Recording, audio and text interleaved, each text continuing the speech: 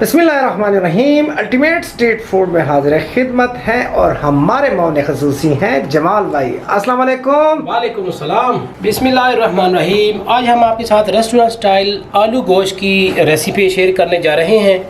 तो क्योंकि हमने मटन लिया हुआ है, आप बीफ भी ले सकते हैं, चिकन भी ले सकते हैं, उसका भी आलू गोश्त बन जाता है। तो चले स्टार्ट करते हैं। सबसे पहले हम यहाँ से स्टार्ट करते हैं। हमने एक पतीली ली है, तो इसमें हम सबसे पहले ऑयल शामिल करेंगे। आग जला लेते हैं। तो मैंने 150 मिलीलीटर ऑयल लिया है, तो इसमें मैंने 2 दरमियानी साइज़ के प्याज काटे हैं, बारीक बारीक इसमें शामिल कर लेते हैं। तो नाज़रीन बताते चलें कि प्याज को हमने हल्का सा ब्राउन करना है, तो बाकी जो इसकी चीज़ें अंदर पड़ेंगी तो हम साथ साथ आपको बताते जाएंगे, तो हमारे साथ रहिएगा। तो प्याज हमारा ब्राउन हो चुका है। अब इसके अंदर हम खड़े मसाले डालेंगे। 4 अदद सब्ज़ इलायची, तकरीबन 10 से 12 अदद काली मिर्च साबुत, ये लौंग के 8-10 दाने और छोटे छोटे टुकड़े दालचीनी के और 2 अदद मोटी इलायची इसके अंदर शामिल कर लेते हैं।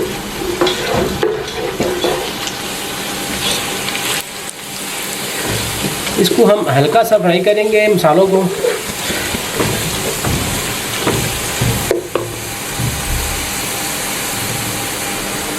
तो इस मौके पे हम इसमें गोश्त शामिल कर लेते हैं। हमने तकरीबन 3 पाव मटन लिया है। आप बीफ भी ले सकते हैं, चिकन भी ले सकते हैं। जमाल भाई रेसिपी सेम रहेगी? बिल्कुल जी, जो मटेरियल है सेम पड़ता है इसमें। इसको हमने 2-3 मिनट तक भूनना है गोश्त को इसके अंदर। उसके बाद जो बाकी की चीज़ें पड़ेंगी हम साथ साथ आपको बताते जाएंगे, हमारे साथ रहिएगा। तो तकरीबन 2 से 3 मिनट हो चुके हैं। गोश्त को हमने अच्छी तरह से भून लिया है घी के अंदर। तो इसमें हम अदरक और लहसुन का पेस्ट शामिल कर लेते हैं। तकरीबन 1.5 टेबल स्पून है। तो अदरक और लहसुन लाजमी इस्तेमाल किया करें, ख़ासकर गोश्त में।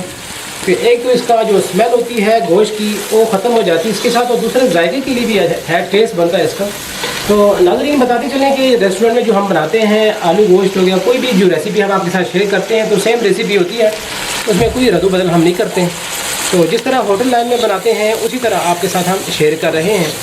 तो इसके लिए हमने आलू लिए हैं, इसको हमने छीला नहीं है, क्योंकि अगर छील के रख दें इस तरह तो ये काले हो जाते हैं। या तो इसको पानी में रखना पड़ता है काट के, और या फिर अगर आपको बाद में चाहिए तो उस वक्त छील के ताज़ी ताज़ी भी डाल सकते हैं।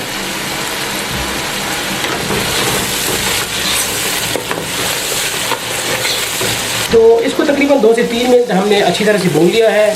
जो लहसुन और अदरक का कच्चापन है वो भी ख़त्म हो चुका है। तो अब इस मौके पे हम मसाले शामिल कर लेते हैं। ये ½ टी स्पून हल्दी पाउडर शामिल कर लेते हैं, 1 टीस्पून लाल मिर्च पाउडर, 1 टेबल स्पून धनिया पाउडर,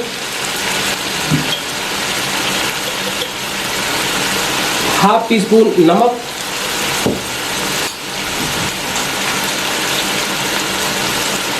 और ये हमने ज़ीरा को भून के उसको अच्छी तरह से पीस लिया है, ये भी शामिल कर लेते हैं, तकरीबन 1 टेबल स्पून।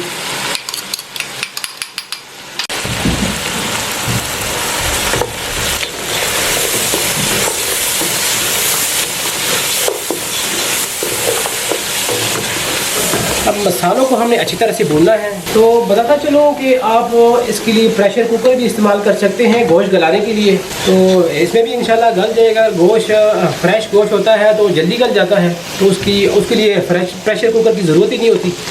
और अगर गोश्त पुराना है, यानी जो जानवर है ज़्यादा पुराना है, तो उसको आप प्रेशर कुकर में भी गला सकते हैं। जमाल भाई प्रेशर कुकर का जायका अच्छा होता है, या अगर आप पतीले के अंदर आलू गोश्त बनाते हैं उसका जायका अच्छा होता है? वैसे तो जो मिट्टी के बने होते हैं बर्तन, उसमें अगर बनाया जाए तो उसका और ही लाजवाब जायका होता है। प्रेशर कुकर ये कि जल्दी अगर आपने खाना बनाना है तो उसके लिए प्रेशर कुकर यूज़ कर सकते हैं, लेकिन उसका जायका उस तरह नहीं होता जिस तरह बंदा देगचे में बनाता है।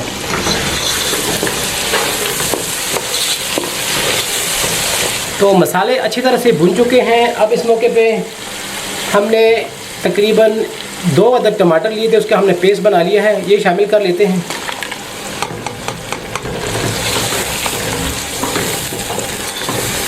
तो जमाल भाई मटन के हिसाब से इस रेसिपी की टोटल ड्यूरेशन कितनी है और बीफ के हिसाब से कितनी है? 35 से 40 मिनट इसको लग जाते हैं जो मटन है। और अगर बीफ बनाना चाहते हैं तकरीबन 40 से 50 मिनट तकरीबन लग जाते हैं। तो नाज़रीन, इसी तरह से आपने अच्छी तरह से मसाले को भूनना है।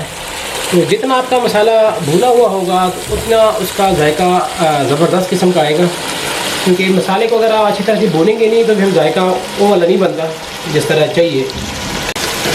तो इस मौके पे हम इसमें शामिल कर लेते हैं तकरीबन 2 से 3 गिलास पानी, ताकि जो गोश्त है वो अच्छी तरह से इसमें गल जाए। तो इसको हम पहले हाई फ्लेम पे रखेंगे, उसके बाद फ्लेम हम स्लो कर लेंगे। तकरीबन 10 से 15 मिनट के लिए इसको ढक के रखेंगे। तो मिलते हैं 10 से 15 मिनट के बाद। तो हमने आलू को छील लिया है, तो इसको हम बड़े बड़े स्लाइसेस में काट लेते हैं।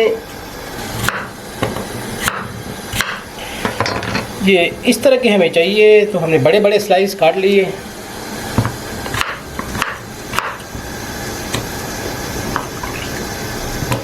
तो जैसे कि आप देख रहे हैं, ये आलू हमने छीले हुए थे, लेकिन इनका जो रंग है वो ब्लैक नहीं पड़ा। वजह यह है कि इसको हमने पानी के अंदर डुबोया हुआ था।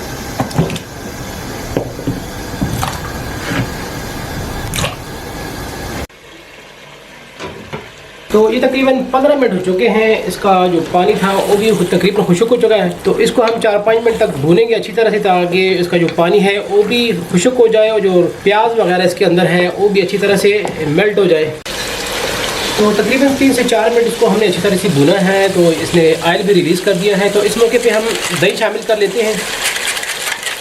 तकरीबन 100 ml के करीब दही है, इसको हमने फेंट लिया है, इसको शामिल कर लेते हैं।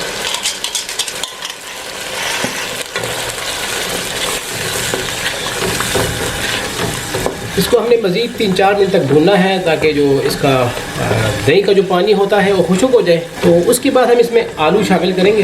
तो जमाल भाई, आपने इसके अंदर टमाटर और दही दोनों डाले, इसकी क्या वजह है? ये हम पहले ही बता चुके हैं कि वो टमाटरों का अपना एक जायका होता है और दही का अपना एक जायका होता है। और जो टमाटर होते हैं वो ग्रेवी के लिए इस्तेमाल होते हैं। अक्सर हम ग्रेवी के लिए इस्तेमाल करते हैं। जो कढ़ाई वगैरह होते हैं उसमें हम जो टमाटर लोग डालते हैं, इसमें प्याज नहीं इस्तेमाल होता, तो ग्रेवी के लिए हम इस्तेमाल करते हैं टमाटर। तो इस मौके पे हमने ये हरी मिर्ची ली है 3 अदद, इसको इस तरह दरमियान में से 2 टोटे करके इसके अंदर शामिल कर लेते हैं। तो गोश्त हमारा अच्छी तरह से भुन चुका है। अब इसके अंदर हम आलू शामिल कर लेते हैं। तो आलू को हमने 1 मिनट मज़ीद भून लेना है। तो उसके बाद इसमें हम पानी शामिल करेंगे आलू गलाने के लिए, और थोड़ा सा हमें शोरबा चाहिए, तो उसके लिए भी पानी ज़रूरी है। तो ये तकरीबन 1 मिनट हो चुका है, इसको हम भून रहे हैं। अब इस मौके पे हमने पानी गर्म करके इसमें इस्तेमाल कर रहे हैं। जमाल भाई, गर्म पानी क्यों? क्योंकि अगर ठंडा पानी डालते हैं तो फिर ज़रा जो आलू है वो देर से गलते हैं। तो गर्म पानी से ये है कि ज़रा आलू जल्दी गल जाएंगे हमारे। तो इसको 5 मिनट के लिए हम ढक के रखेंगे, ताकि आलू हमारे अच्छी तरह से गल जाए। तो मिलते हैं 5 मिनट के बाद। तो ये तकरीबन 5 मिनट हो चुके हैं, आलू भी तकरीबन हमारे गल चुके हैं। तो इस मौके पे इसमें हम शामिल करने लगे हैं गरम मसाला पाउडर 1 टीस्पून, थोड़ा सा हरा धनिया इस्तेमाल करेंगे इसके अंदर। आलू गोश्त हमारा बिल्कुल तैयार है, तो इसको डिश आउट करते हैं।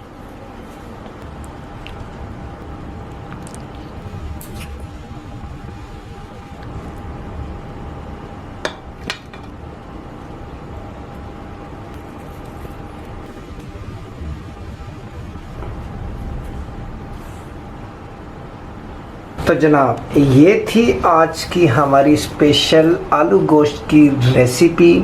इसको हमने मटन में बनाया, आप बीफ में बना सकते हैं, चिकन में बना सकते हैं, रेसिपी सेम रहेगी। हमारे चैनल का विज़िट कीजिएगा जी। ढाबा स्टाइल रेसिपीज़ आपको मिलती रहेंगी। इंशाल्लाह नेक्स्ट किसी और टॉपिक के साथ फिर हाज़िर खिदमत होंगे। तो तब तक के लिए इजाज़त। अल्लाह हाफिज़। अल्लाह हाफिज़।